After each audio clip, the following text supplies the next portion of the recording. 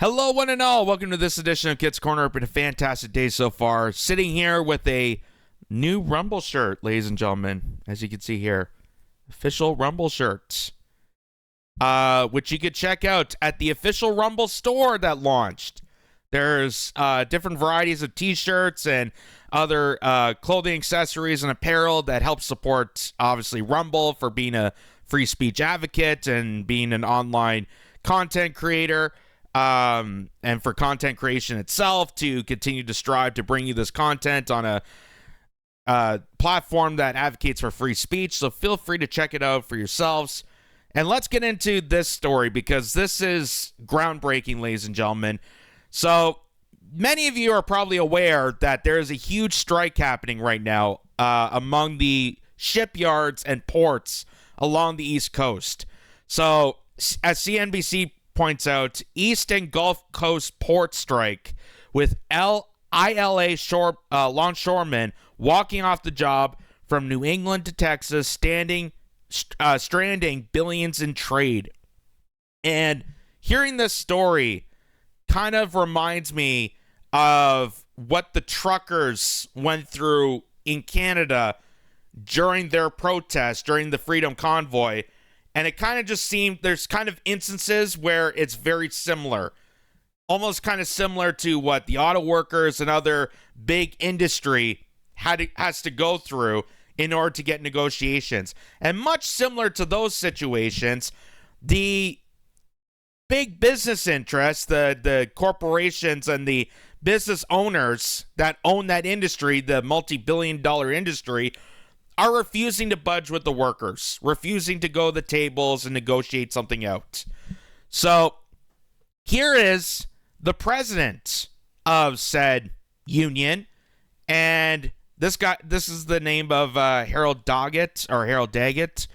He is the president of the union that's responsible for getting people onto strike and wants to sit down and do negotiation. And I thought maybe we should hear this guy out, not because he looks like an exact body double of Don Cherry. He does. He looks like a dead ringer doppelganger for Don Cherry. Like I almost want to get a gift certificate to Fabricland and get him a floral suit so he can address this.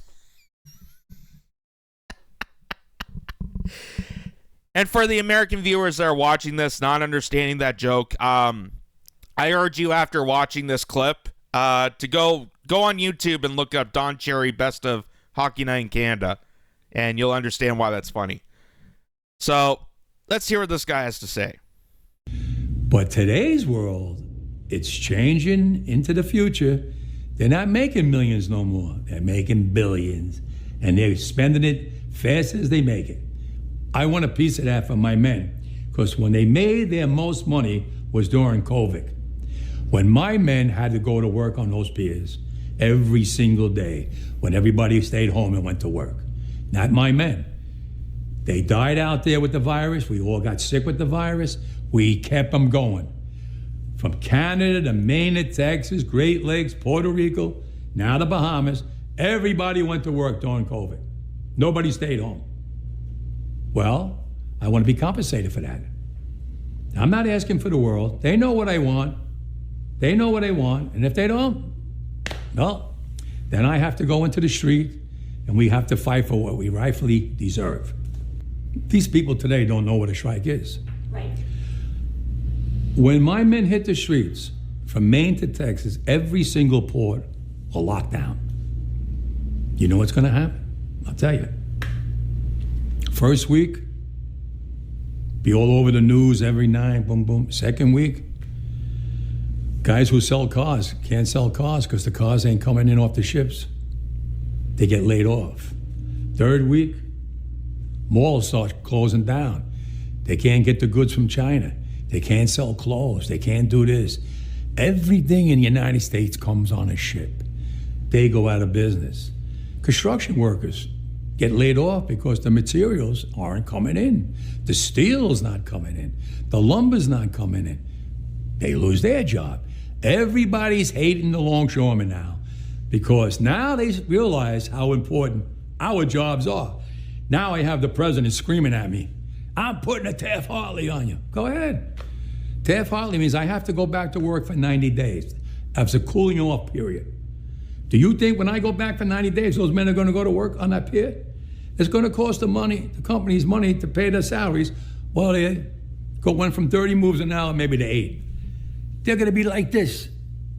Who's going to win here in the long run? You're better off sitting down and let's get a contract and let's move on with this world. And in today's world, I'll cripple you. I will cripple you, and you have no idea what that means. Nobody does. Damn, son. Damn. Mic drop. Damn. That is a statement, folks. That is a powerful message. And that could do some real significant damage, especially with the fact that he laid out perfectly that what this strike could potentially do and why it is stupid for the companies that aren't negotiating to negotiate. That, hey, if we go to strike, the economy is going to cripple, things are going to happen, and it's going to be a domino effect, and it's you assholes that don't want to go to negotiation table. I want to get back to work. I want my men to go back to work. It's going to be a shame if I have to cripple your economy just to get to the tables. So, wow. Talk about a power statement right there. And like I said, seeing this strike, seeing the news reports and what this guy had to say, it gives me very much similarities to what truckers had to go through here in Canada, and kind of the same reactionary tale of the story of being the essential workers. Like when the start of the pandemic, Justin Trudeau, for example, pledged his support for the truckers, saying that they were essential and they were doing the bravest work to go out there and continuously provide for Canadians, doing the transport for grocery goods and fuel and supplies all across the nation. And then Justin Trudeau took his power to an unbelievable level when he forced the mandates onto this industry that he once praised as for being good sports. He then pushed that mandate onto the truckers, which was diminishing the trucking industry, even though they were the most highly vaccinated profession in the nation at the time. He took that a step further to diminish the trucking industry. And the minute that the truckers retaliated and said, hold on a second, that doesn't seem right, and started questioning that, Justin Trudeau and the Liberal government here in Canada turned around and scolded those truckers. The truckers that they said they were doing essential service, and praising them. Now they're considered vile. They're considered racist and bigoted and anti-science and vaccine hesitant. They're anti-vaxxers. And they were making up stories to tell in the media to shame the truckers. The truckers that were endlessly stocking your shelves during a pandemic, when the rest of the world was locked down, they were still working. And this is the thank you from the Canadian government that they got, just like how these shoremen, the longshoremen, are getting thank you'd for their service during their pandemic. Because they didn't get locked down. They still had to do the work. They still have to. They had to keep the economy going. They are the essential workers. It's not Wall Street that's stocking your grocery shelves. It's them.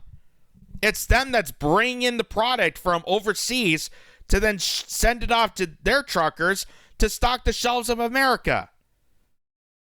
And he's laying out the facts that you're going to be stupid if you don't go to the negotiation table, because that's going to wreck the economy. Just like how the truckers of Canada put a threat, an ultimatum on our government. Not when they stormed into Ottawa. They couldn't really care less about them approaching Ottawa. The biggest thing that our government's worried about was when they blocked the Ambassador Bridge from Windsor to Detroit. That's the big business moneymaker bridge. That's where all the manufacturing goods transport across the nations back and forth.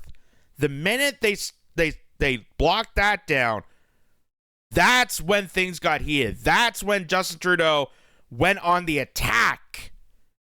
And that is when they started demonizing them, arresting them, seizing their bank accounts, and freezing their assets.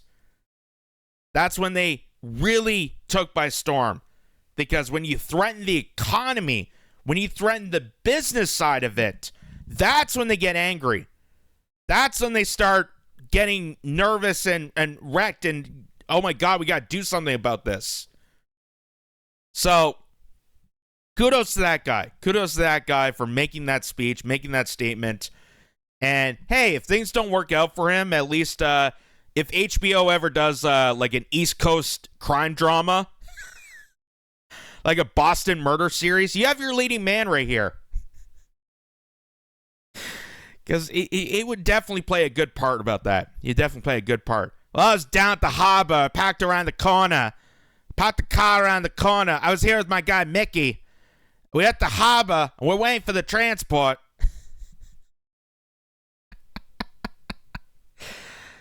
But kudos on that guy. That's awesome that is happening. But, of course, with any real strike, with any real significant grassroots movement of any worker of any industry, the media has to pounce on it to make sure that the viewers are watching this that don't understand what they're fighting for. And a lot of it has to do with automation. A lot of that has to do with the fact that they didn't get compensation for during COVID. They weren't locked down. They stride through all of it, as exactly what this guy is saying. A lot of it has to do with the fact that they're losing a lot of their union support. A lot of their benefits are going away, and it's because these large corporations, the billion-dollar industry that's marketing off this, that's capitalizing off of their work, is striking that away because they just want to continue on their business. They don't want to care for the workers, the actual workforce that's responsible for getting their billions of dollars. And as this guy points out, it's a domino effect. You'd be stupid not to negotiate, as he's saying here. It'd be kind of sad to see where your economy goes if we don't get to the table. So here it is. Now, Fox News went out to the picket lines. Fox News, and I haven't seen a lot of the other media talk about this, but here's Fox News addressing going to the front lines. They get in contact with Harold Doggett here, and listen how Fox News tries to twist this around, because they have to make sure that their viewers that don't understand what the strike is about get angry at the workers. That's what the media is doing here, because the media is brought to you by those billionaires that are refusing to negotiate.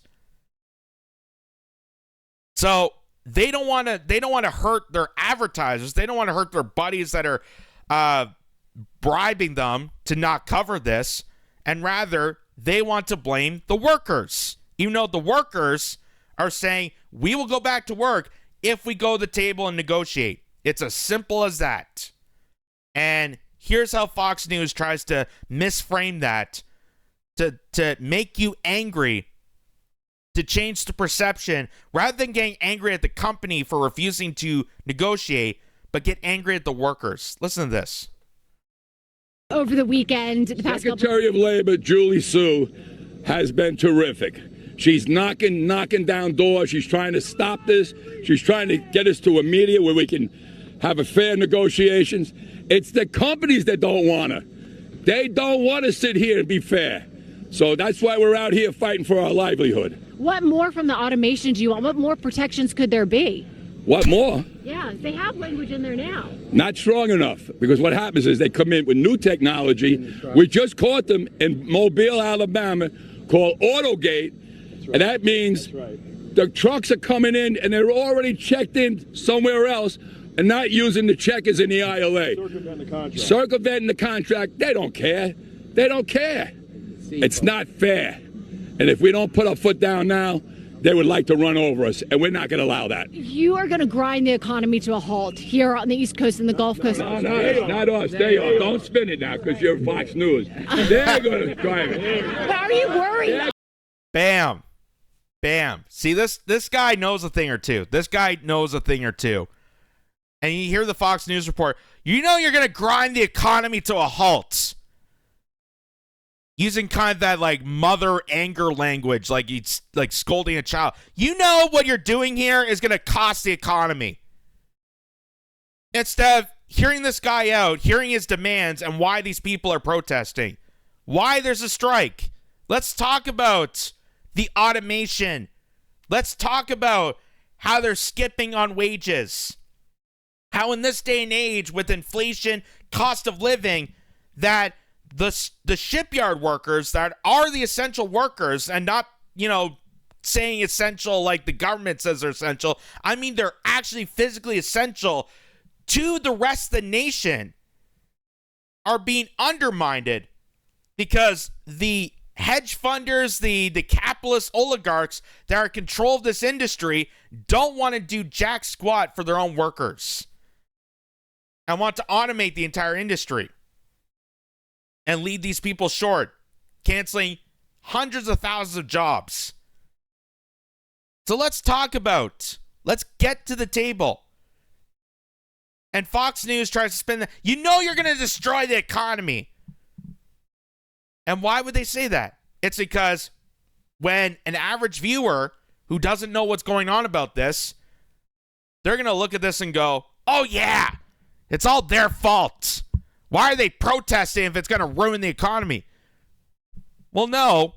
If you actually understand the situation, if you understand why these workers are protesting, which a lot of the news media never ever does, they always go right to blaming the workers because they don't want workers to have power.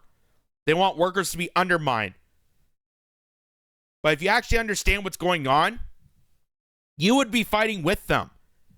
Because if it's not this industry, it's automotive. It's the transport trucks. It's the grocery store workers. Again, the essential service workers that were supposed to be thank you during the pandemic, and this is how they have to respond, because that thank you was an empty gesture. Because they don't actually respect essential workers. They don't respect the working class citizens. Blue collar jobs are massively disproportionate and disrespected in America because of stuff like this. And that is why they have to protest. That is why they're going out. So I want to listen to that again. Listen to that again. Just the arrogant tone about this too. It's not fair. And if we don't put our foot down now, they would like to run over us, and we're not going to allow that. You are going to grind the economy to a halt here on the East Coast and the Gulf Coast. No, not us. They are. You heard in her tone of, you are going to halt this economy down. No, your job as a journalist is to find out why they're protesting, why they're striking. Not doing the dirty work for the company. Why aren't you investigating the company that's refusing to negotiate?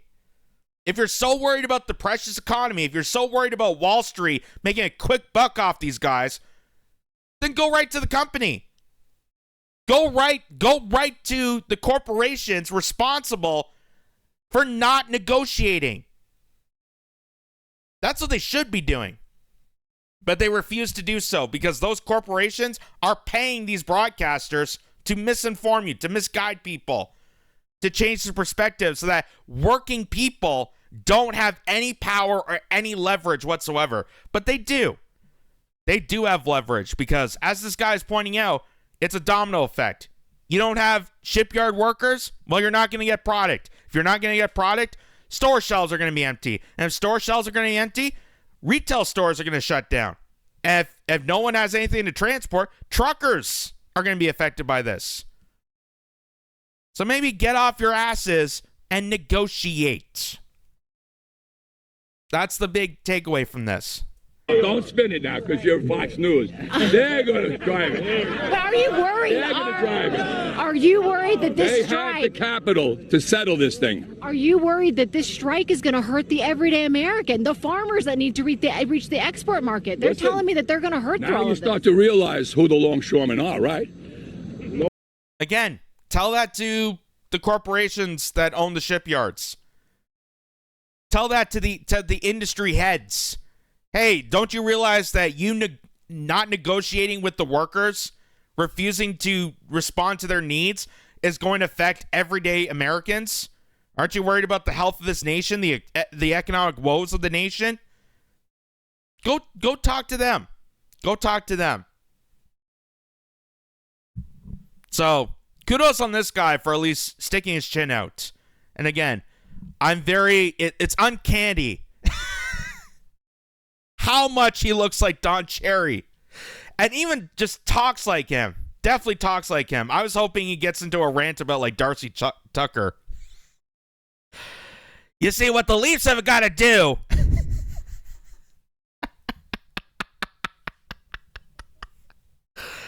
Again, I apologize for any American viewers that are hearing these jokes and don't know who the hell I'm talking about. But again, go at your own discretion. Go look up Best of Don Cherry, and you tell me how these two don't sound similar.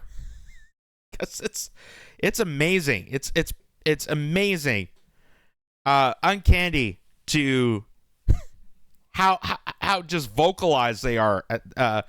And their voice is so superior, just incredible. And so kudos to them. I'm 110% on board. I would say even 1,000% on board with this strike. Even though Fox News is trying to scare people and saying it's going to wreck the economy, and I'm already seeing news reports of people like stocking up and hoarding toilet paper again. Yes, toilet paper again. I don't understand everyone's paranoid obsession with a clean ass. I understand food. I understand water. Like, those are necessities to live, but toilet paper. Wow. Like, they don't understand that toilet paper could be made in America. Maybe that's a thing. So it's incredible how media can change perception of so many things when people don't understand the full story. And if you look into the story and understand what they're going through and why they're protesting, then you'd have second thoughts on what Fox News is saying here by saying, you're wrecking the economy. And you know what? For good reason. For good reason. If it does put things to a halt, that's going to add more pressure to get to the negotiation table. That's what the truckers did in Canada when they locked down the Ambassador Bridge, because it was affecting the business trade. It was affecting millions of dollars of transport that was going back and forth from Canada to the United States and vice versa, that they had to do something.